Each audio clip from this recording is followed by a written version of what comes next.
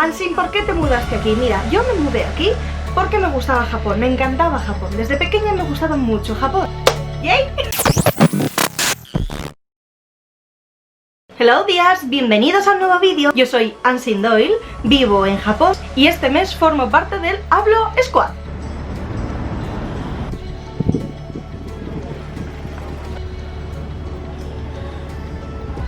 ¡Yay! Este vídeo está dirigido para todas las personas que os interese venir a Japón como estudiantes, que es como vine yo, a estudiar japonés. Luego la vida ya me llevo por otras historias, pero eso es para otro vídeo. En esto os voy a contar mi historia siendo estudiante de japonés, así de forma muy reducida. By the way, si queréis conocer a gente de Japón desde vuestras casas, sin tener que venir a Japón, que ahora mismo es complicado, podéis utilizar Hablo, ya que Hablo sirve para conocer a gente de todo el mundo, incluido Japón. Anshin, ¿por qué te mudaste aquí? Mira, yo me mudé aquí porque me gustaba Japón, me encantaba Japón. Desde pequeña me gustaba mucho Japón. Por lo tanto, vi una oportunidad y dije, pues allá que voy, me mudo. ¿Fue estudiar japonés en una escuela de japonés como yo pensaba que sería? No, no para bien y no para mal. El nivel de la escuela a la que yo iba era muy alto, entonces realmente casi todo el tiempo tenía que dedicarlo a estudiar. Fuera de clase nos mandaban todos los días un montón de deberes, teníamos exámenes semanales. Realmente es una escuela que el ritmo es muy alto, por lo tanto te permite mejorar rápido o no, o lo que te permite es tener más ansiedad más rápido. Es cierto que el nivel que se manejaba era muy alto y por lo tanto yo fui un poco de las segundas. Fui mejorando a mi ritmo, pero lo que más me mejoró fue la ansiedad, chicos, eso me subió unos niveles desmesurados.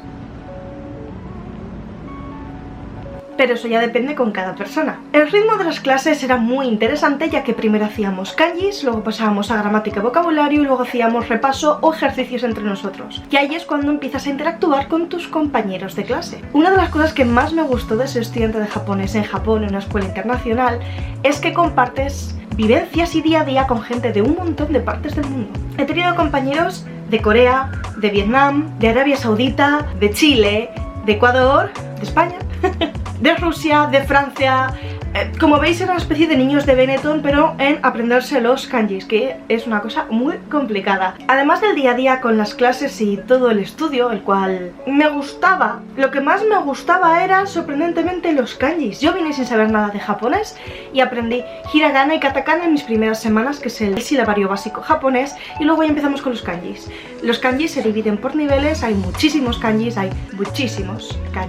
pero empiezas poco a poco, primero 100, luego 500, luego 1000, luego 2000, yo no he pasado de los 1000, yo creo que me sé unos 1500 aproximadamente, pero he de decir que desde que dejé de estudiar estoy desaprendiendo cómo escribirlos, ya que los leo y los veo en el día a día, pero ya no los escribo tanto, así que se me están empezando a olvidar, lo cual es fatal. Otra cosa muy interesante, como os digo, con los compañeros internacionales, era las fiestas del colegio. Teníamos fiestas, sí, como en los anime, teníamos festivales escolares donde podíamos cantar, actuar, venían invitados especiales, teníamos el día del deporte, todo como en los doramas y en los animes, pues lo teníamos, pero adaptado a cada una escuela de japonés. Me gustó mucho estudiar ahí. Sí que es cierto que yo creo que si volviese a vivir esa experiencia, intentaría dedicar menos horas a trabajar, lo cual es difícil porque hace falta dinero, pero si pudiese hacerlo de esta forma, dedicaría menos horas a trabajar, más a estudiar para poder aprovecharlo más y poder llevar mejor el ritmo de la clase, porque para mí en algunos momentos era realmente difícil, pero cada uno tiene un ritmo de evolución distinto. Lo que también aprendí en esa escuela,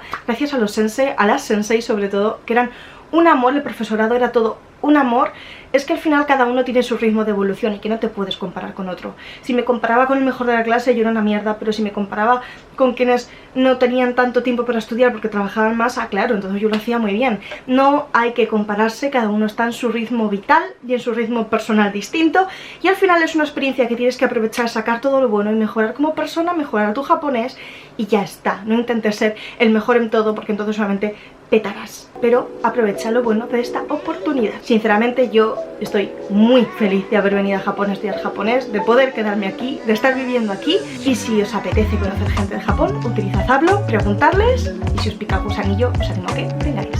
Si queréis conocer más experiencias de gente de todas partes del mundo, suscribiros al canal de Hablo, darle like, activar la campanita y tú y yo nos vemos en el próximo. ¡Chao!